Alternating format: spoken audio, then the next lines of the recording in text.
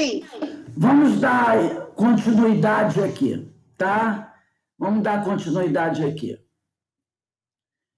Então, eu estou lendo aqui o livro Céu e Inferno, né?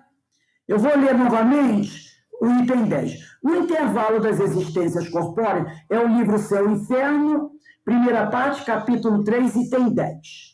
No intervalo das existências corpóreas, o espírito volta por tempo mais ou menos longo ao mundo espiritual, onde é feliz ou infeliz, segundo o bem ou mal que tenha praticado.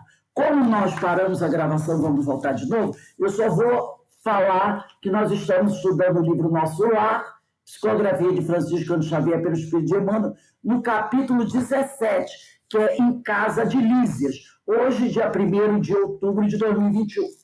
Então, retornando ao livro Céu e Inferno, na primeira parte, capítulo 3, item 10.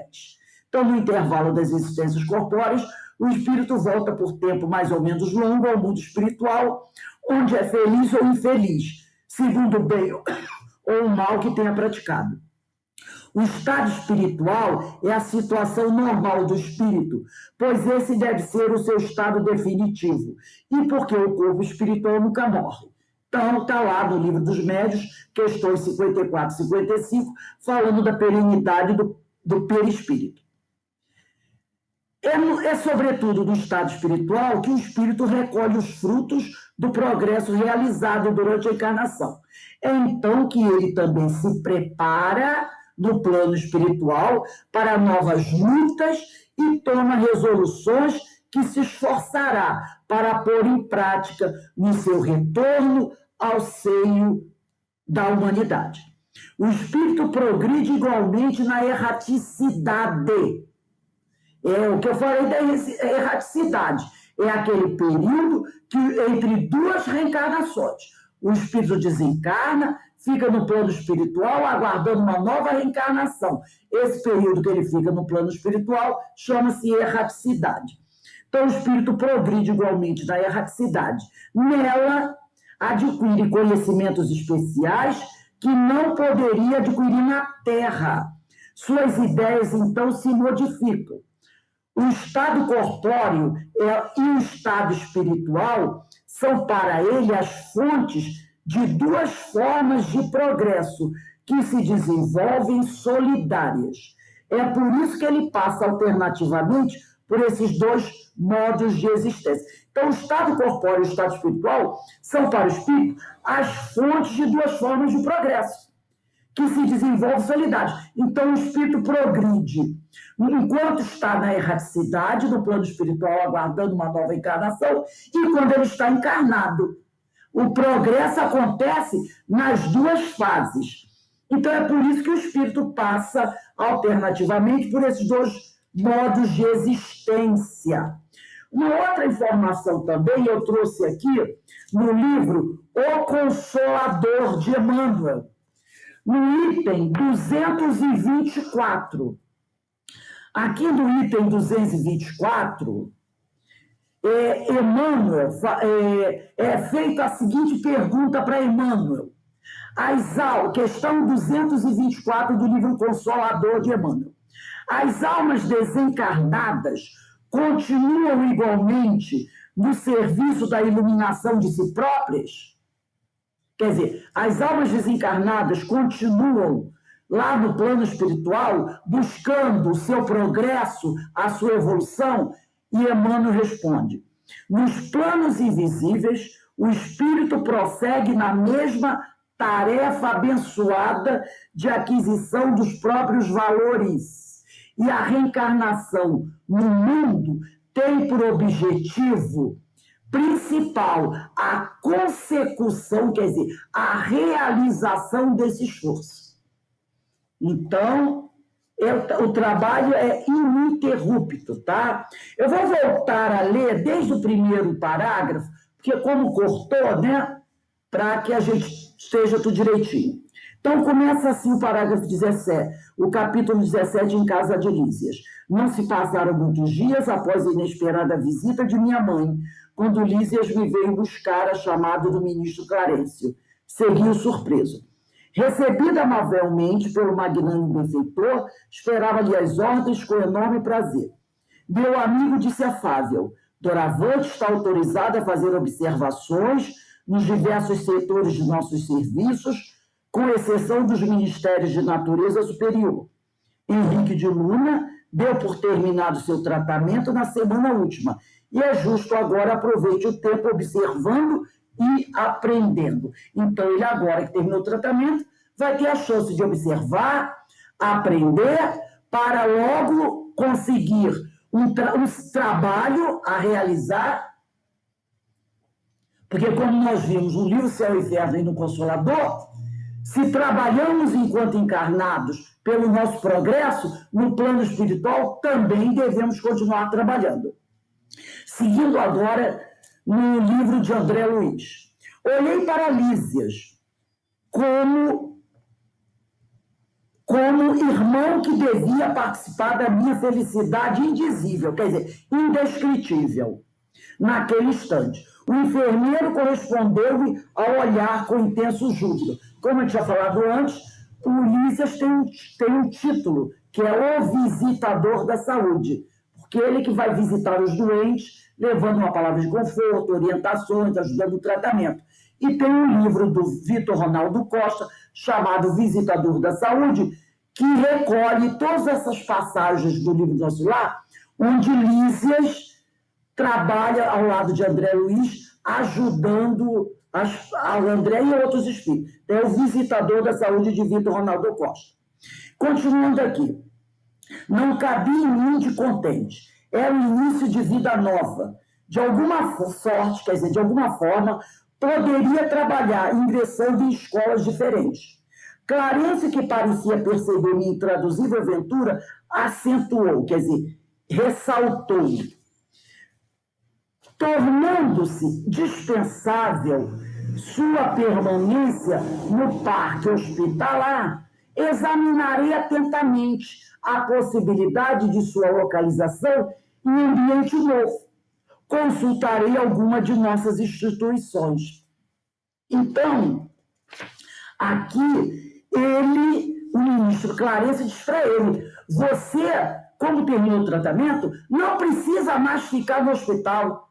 Agora, nós vamos procurar um lugar para você ficar fora do hospital. Então, essa mudança do parque hospitalar para o ambiente novo significava uma nova etapa na jornada espiritual de André, de novas possibilidades, né? Resultado de toda a ajuda que ele recebeu de Clarencio, de Henrique de Luna, de Lísias, né?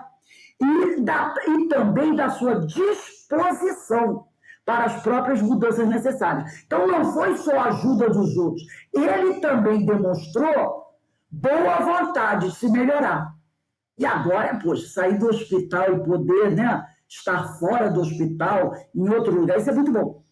As instituições, né, que o ministro aqui diz que vai consultar, ele diz aqui, ó, consultarei alguma de nossas instituições para saber realmente aonde você poderá ficar, o que você poderá fazer. Essas instituições consultadas por Clarencio para a verificação da nova estadia de André seriam as organizações da colônia espiritual de convivência, onde os espíritos que já apresentam certas condições de equilíbrio possam desfrutar de relacionamentos e avançar na aprendizagem que necessitam. Então, quando o espírito consegue sair do hospital, eles começam a verificar aonde ele pode ficar. Então, eles vão procurar ver um local para inserir aquele paciente que está em recuperação. Vamos voltar ao livro. Lísias, porém, cortou a palavra de Clarencio, exclamando: se possível, estimaria recebê-lo em nossa casa. O Lísias está oferecendo, né, hospedagem a André Luiz na casa dele, enquanto perdurar o curso de observações. Então, o que o André está fazendo, o que ele vai fazer, que é observar para aprender um curso Então, Lígia, enquanto ele estiver fazendo este curso de observação e aprendizado, ele pode ficar hospedado em nossa casa. Lá, minha mãe o trataria como filho. Fitei, diz André, o visitador num transporte de alegria. Clarício, por sua vez, também lhe endereçou um olhar de aprovação, murmurando: muito bem, Lísias, Jesus alegra-se conosco, sempre que recebemos um amigo no coração. Olha aí, carregando nos ombros, lembra? Coloquei-o nos meus ombros, não é? Abracei o prestativo enfermeiro, diz André, sem poder traduzir meu agradecimento. A alegria, às vezes, nos emudece. Então, ele ficou muito contente, né?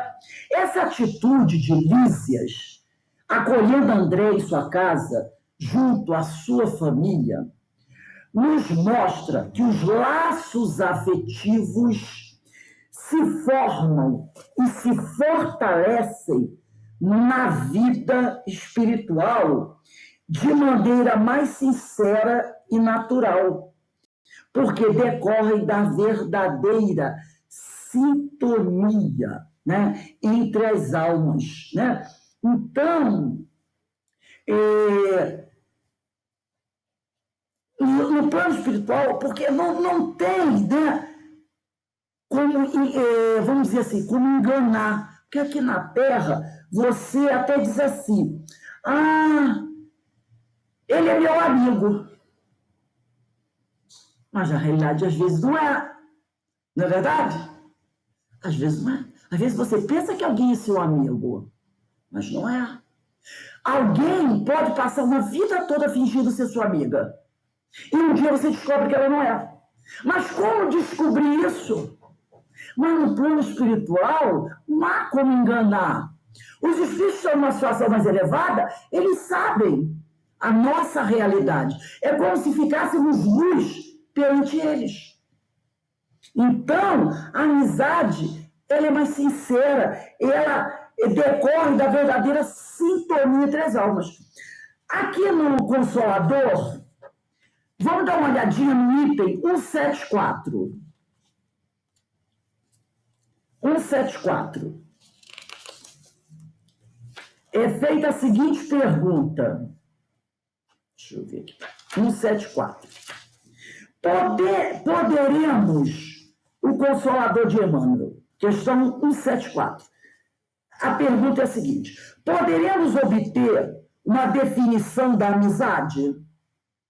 Emmanuel diz: na gradação dos sentimentos humanos, a amizade sincera é bem o oásis, quer dizer, o alívio de repouso para o caminheiro da vida, na sua jornada de aperfeiçoamento.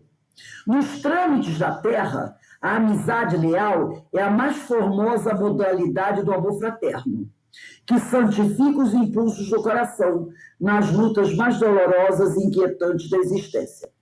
Quem sabe ser amigo verdadeiro é sempre o emissário da aventura e da paz, alistando-se nas fileiras dos discípulos de Jesus, pela iluminação natural do espírito que, conquistando as mais vastas simpatias entre os encarnados e as entidades bondosas do invisível, sabe irradiar por toda parte as vibrações dos sentimentos purificadores. Ter amizade é ter coração que ama e esclarece, que compreende e perdoa nas horas mais amargas da vida. Jesus é o divino amigo da humanidade. Saibamos compreender a sua afeição sublime e transformaremos o nosso ambiente afetivo no oceano de paz e consolação perenes. Né? Lindíssima essa passagem aqui de Emmanuel. Vamos voltar aqui ao nosso livro de André Luiz. Guarde este documento, disse-me o atencioso ministro do auxílio, entregando-me pequena caderneta. Com ele, disse o Clarencio, poderá ingressar nos Ministérios da Regeneração, do Auxílio, da Comunicação e do Esclarecimento durante um ano,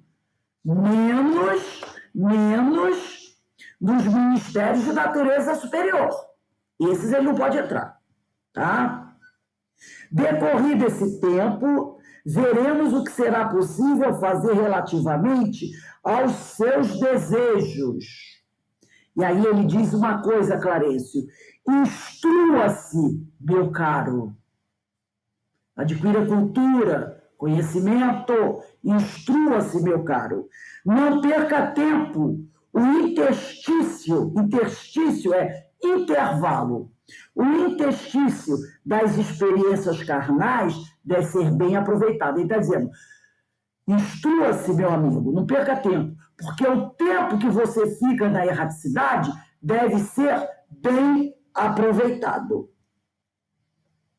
Lísias deu-me o braço e saí animado, elevado de prazer, né?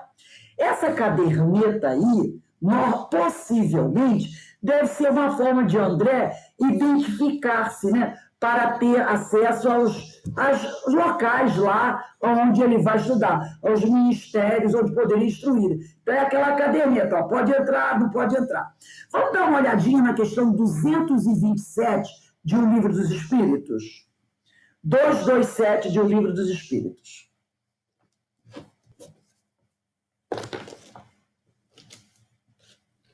É da parte 2ª, capítulo 6 da Vida Espírita, questão 227.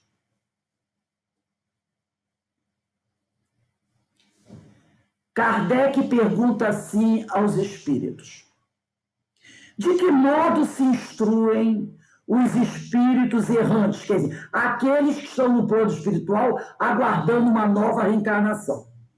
Certo, não fazem do mesmo modo que nós outros. Então, Kardec está dizendo para ele quer saber como é que se instruem, na questão 227, os espíritos errantes, a questão do plano espiritual. E ele diz: eu acho que não, com certeza, não é igual a nós que estamos aqui encarnados. Eles dizem assim: estudam e procuram meios de elevar-se. Veem, observam, não foi isso que o Clarencio mandou ele fazer? Observar e aprender? Veem, quer dizer, observam o que ocorre nos lugares aonde vão. Ouvem os discursos dos homens doutos, dos homens mais sábios e os conselhos dos espíritos mais elevados. E tudo isso lhes incute, quer dizer, e tudo isso lhes estimula ideias que antes não tinham. Por exemplo, nós estamos aqui estudando. Hoje estudamos as parábolas de Jesus, estamos estudando o livro Nosso Lar. Eu aqui, vocês na residência de vocês. Como disse Paulo de Tarso, nós somos observados por uma multidão de testemunhas. Quem são essas testemunhas? A espiritualidade. Em volta de vocês e em volta de mim, há vários espíritos que estão aprendendo como nós. Ou até que sabem mais do que nós e nos inspiram. Eles estão desencarnados. Então, olha o que diz o Livro dos Espíritos. Veem, observam o que ocorre nos lugares aonde vão. Onde que eles estão indo? Aqui conosco, que estamos estudando. Ouvem o discurso dos homens doutos, aqueles que podem saber mais do que eles, porque aqui também tem espírito que sabe mais do que a gente, mas também tem espírito que sabe menos. E quando um de nós dá uma ideia, diz um pensamento, ele aprende com a gente como nós aprendemos com eles. E os conselhos dos espíritos mais elevados. E tudo isso lhes incute, quer dizer, lhes estimula ideias que antes não tinham. É assim que a gente aprende. Quando a gente lê hoje aqui o livro do Edgar Armand, o Livre-Arbítrio, quando nós lemos O Céu e o Inferno, nós estamos aprendendo e escutamos coisas que estimulam o nosso pensamento. E aí a gente começa a ter ideia que antes não tinha, né? Voltando ao André Luiz agora. Passados minutos, eis-nos à porta de graciosa construção cercada de colorido jardim. É aqui, exclamou o delicado companheiro, Lísias. E com expressão carinhosa acrescentou o nosso lar dentro de nosso lar. Quer dizer, a minha casa dentro da colônia Nosso Lar. Ao tinido brando, quer dizer, ao som suave da campainha no interior, surgiu a porta simpática matrona, quer dizer, a mãe de Lísias, né? A mãe de Lísias. Mãe, mãe, gritou o enfermeiro apresentando-me, quer dizer, Lísias apresentou André para a mãe dele. Seja bem-vindo, amigo, exclamou a senhora nobremente. Esta casa é sua. E abraçando-me, soube que sua mãe... Aí ela disse para ele, a mãe de Lísias disse para o André, soube que sua mãe não vive aqui, que o Lísias contou que a mãe veio visitá-lo, né? Nesse caso, terá em mim uma irmã com funções maternais. Então, ela está dizendo para ele, eu serei para você uma irmã, mas também serei como uma mãe para você, já que a sua mãe aqui não se encontra, né? Então, a gente sabe, né, da importância de um lar, né? Vamos dizer assim, a importância de um lar na colônia Nosso Lar é que muito mais aquele lar naquela colônia, para o André e para os outros espíritos que conseguem um lar na colônia, esse lar para eles é mais do que um abrigo e acolhimento para esses espíritos. Na realidade, ali, aquele lugar é um núcleo de convivência, tá? São núcleos de convivência. Então, a oportunidade de estar residindo em um lar é muito mais que um lugar de um abrigo. São núcleos de convivência íntima entre seres que se aproximam pela afinidade de interesses comuns e laços de amor, para juntos trilharem seus caminhos de aprendizado, elaborando planos de uma nova encarnação, auxiliando-se mutuamente. Então, é muito mais que um abrigo. É um local onde aqueles espíritos podem estar ali e estabelecer uma convivência sadia, com afinidade de interesses comuns, laços de amor, para que ali eles possam juntos trilhar um caminho de aprendizado, fazendo novos planos para a futura encarnação, auxiliando-se mutuamente. Vamos dar uma olhadinha no item 176 do livro O Consolador de Emmanuel, 176. Na 176, é feita a seguinte pergunta a Emmanuel. Questão 176 de o livro O Consolador.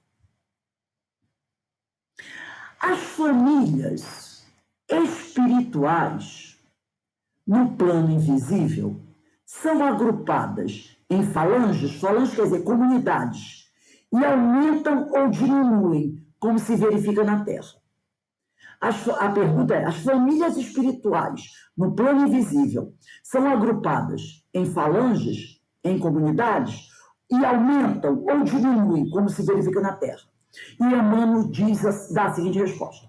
Os núcleos familiares do além agrupam-se igualmente em falanges, quer dizer, em comunidades, continuando aí a obra de iluminação e de redenção. Redenção quer dizer reabilitação de alguns componentes dos grupos, elementos mais rebeldes ou estacionários, que são impelidos pelos seus companheiros afins aos esforços edificantes na conquista do amor e da sabedoria. De maneira natural, todos esses núcleos se dilatam à medida que se aproximam da compreensão do Onipotente, até alcançarem o luminoso plano de unificação divina, com as aquisições eternas e inalienáveis do infinito. Então, aqueles grupos vão se dilatando, vão crescendo, para atender principalmente esses espíritos mais rebeldes ou estacionados. Quando eu estava fazendo esse estudo aqui, me veio ao pensamento, na hora que eu estava fazendo, uma lembrança de um fato que eu assisti na televisão. Quando houve a invasão do Afeganistão pelo exército do Talibã, no segundo ou terceiro dia que eles tomaram Cabul, que é a capital do Afeganistão, eles deram uma entrevista, né, aos jornalistas no Palácio Presidencial, porque o presidente já tinha fugido, mas o palácio ficou lá, né? E eles ficaram sentados lá naquelas cadeiras em volta da mesa. Depois eu fui assistir o comentário na Globo News daquela reunião, daquela entrevista. E eles entrevistaram uma jornalista afegã que não estava, ela tinha fugido, conseguido fugir, estava em outro país e ela deu uma entrevista falando sobre aquilo. E ela disse uma coisa: esses homens que tomaram Cabul, que estão ali no palácio, vão comandar o Afeganistão, são homens tão brutos. Aí ela diz assim: eu reparei que eles mal sabem sentar numa cadeira.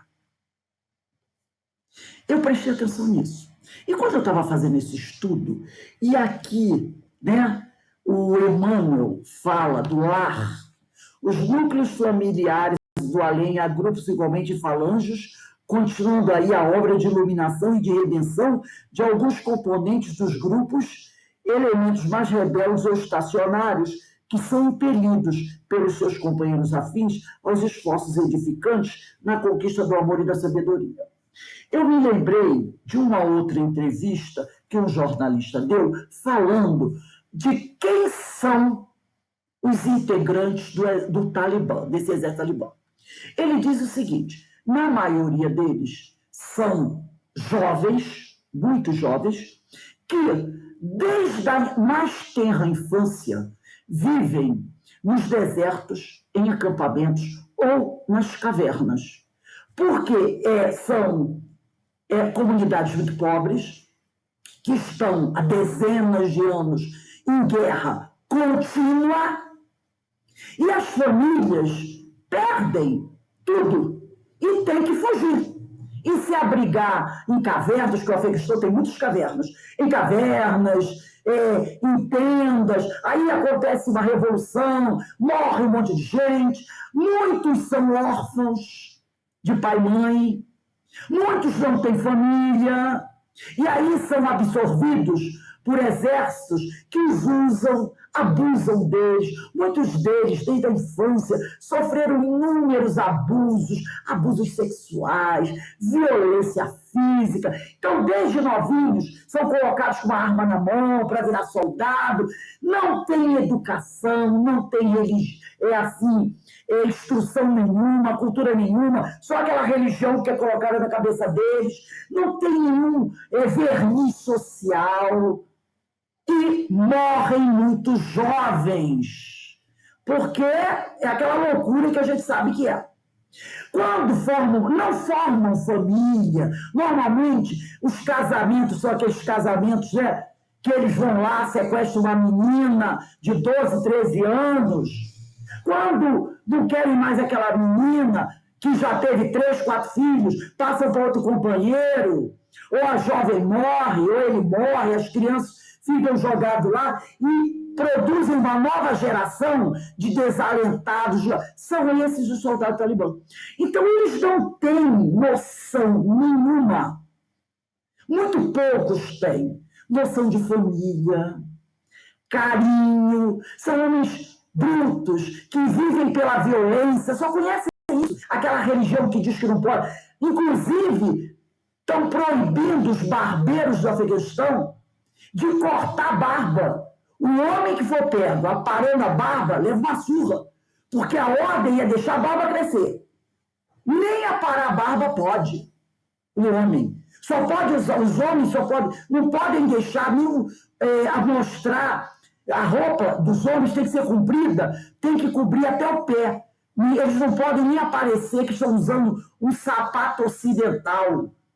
Então eles usam aquela. Você, quando olha para eles, mostra na televisão, você vê que são pessoas que estão brutalizadas desde a infância. E muitos deles morrem muito cedo, com 25, 28, 30 anos, estão morrendo, e vem uma nova leva de crianças brutalizadas. Quando um espírito desse desencarna e é recebido no plano espiritual, qual é o estado desse espírito? Da maioria deles. São aqueles espíritos muito rebeldes. Você imagina, não estou comparando com gente, com animal, não. Mas é só uma comparação. Quando você encontra um animalzinho que foi muito, apanhou muito, sofreu muito, ele não é todo assim. Quando você encontra uma criança que sofreu muita violência, ela não é cheia de traumas. Esses homens também são. Por isso que eles merecem, não o nosso repúdio. Lembra que nós estudamos as parábolas? Inclusão. Esses homens que jogam ácido nas mulheres, espancam as mulheres e matam porque elas não estão seguindo o que o profeta falou. Eles também são vítimas da mesma brutalidade que eles usam com os outros. Eles foram brutalizados. O que eles aprenderam? Brutalidade. É isso que eles oferecem. Como é que eles podem oferecer alguma coisa diferente? Eles são fruto daquele meio. Então, quando eles desencarnam, esses espíritos não precisam, muitas vezes, serem colocados em um meio onde eles possam receber carinho. Porque eles não têm noção de família. Eles nunca tiveram família. Ou tiveram e morreu. Ou abandonaram eles no meio do deserto. E foram embora. Ou foram chacinados. Então, quando a gente diz aqui, ó, que a importância de um lar em nosso lar é que muito mais do que um lugar de abrigo, é acolhimento aos espíritos. São núcleos de convivência íntima entre seres. Porque esses espíritos precisam ter uma ideia de um lar. Precisam ser abrigados no núcleo que dê a eles, que faça-os conhecer o que é uma família. Ah, a família não é importante? Claro que é. Claro que é. Por que Deus criou a família? Isso não tem aquele lema, família, melhor invenção de Deus? Lembra que há uns anos atrás falava muito disso? Por que o espírito nasce numa família? Não é para ele receber uma orientação, uma educação, ser evangelizado, para que ele possa crescer e evoluir? Esses espíritos precisam também. Então, no plano espiritual, esses espíritos não serão mandados para o inferno, não, como muita gente diz por aí. Eles serão recebidos, amparados. Vai ser um trabalho que não vai ser fácil lidar com esses espíritos. Eles precisam ter uma noção de família, o carinho de um pai, de uma mãe, de alguém que represente isso. Olha a mãe de André Luiz dizer. O que a mãe do Lízias falou? Serei uma irmã para você, mas com as características de uma mãe. Então, esses espíritos precisam de uma mãe, precisam de um pai, ou de alguém que mostre para eles a importância da fraternidade, da indulgência. Porque tudo isso, muitas vezes, a gente não sabe por quê, foi tirado desses espíritos. Quando a gente vê as cenas lá no Afeganistão, naqueles abrigos, daqueles que fogem das guerras, quantas crianças a gente vê abandonadas ali? Quantas crianças traumatizadas pela guerra? Quanta violência aquelas crianças sofreram? Como é que vai ser? Qual o futuro deles? É complicado. E desencarnando como eles desencarnam aos montes? Como é que vai ser? Deus é Deus de misericórdia. E Jesus é o nosso irmão amado.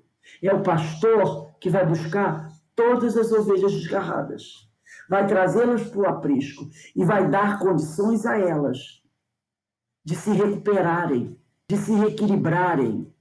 E uma família é um ótimo lugar para isso acontecer. Então, eles estão na erraticidade.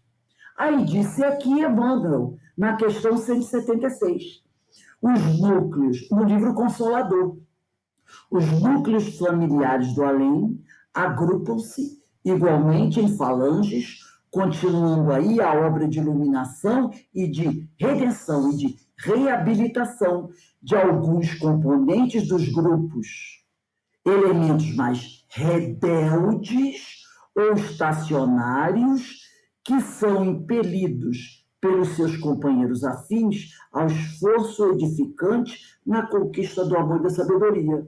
De maneira natural, todos esses núcleos se dilatam à medida que se aproximam da compreensão do onipotente. Conforme vão evoluindo, vão compreendendo melhor as leis do Senhor, vão se dilatando, até alcançarem o luminoso plano de unificação divina com as aquisições eternas e inalienáveis do infinito. Então, esse estudo de hoje vem fechar a parábola da ovelha perdida. O pastor não vai desamparar nenhuma delas, nem aquele que explodiu o corpo para matar um monte de gente porque tinha 40 virgens, não sei o que, não sei o que. Todas essas ovelhas serão resgatadas pelo pastor, receberão o tratamento misericordioso que necessitam para crescer, para evoluir, para se tornarem pessoas saudáveis. Haverão várias reencarnações? Sim. Talvez o trabalho de recuperação delas dure um longo tempo, mas nenhuma delas ficará abandonada. Deus é Pai de misericórdia. E lembrando sempre, inclusão. Eles merecem ser incluídos, né? Entre os espíritos bons, porque eles são filhos de Deus, nossos irmãos. E todos nós somos iguais, como diz o Evangelho, né? E devemos fazer e desejar para o outro aquilo que desejamos para nós. Alguém gostaria de comentar alguma coisa sobre esse trecho aí, desse estudo do nosso lar?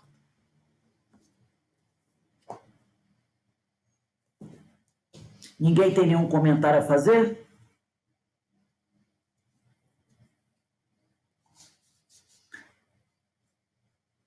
Liga o microfone, Ana. Não dá para ouvir você, o microfone está desligado.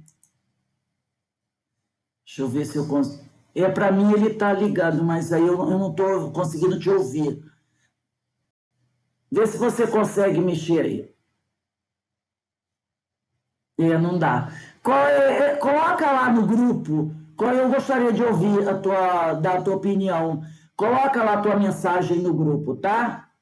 Coloca lá. Eu acho que esses dois estudos que nós fizemos concluem bem. Esse texto, esse assunto é muito importante.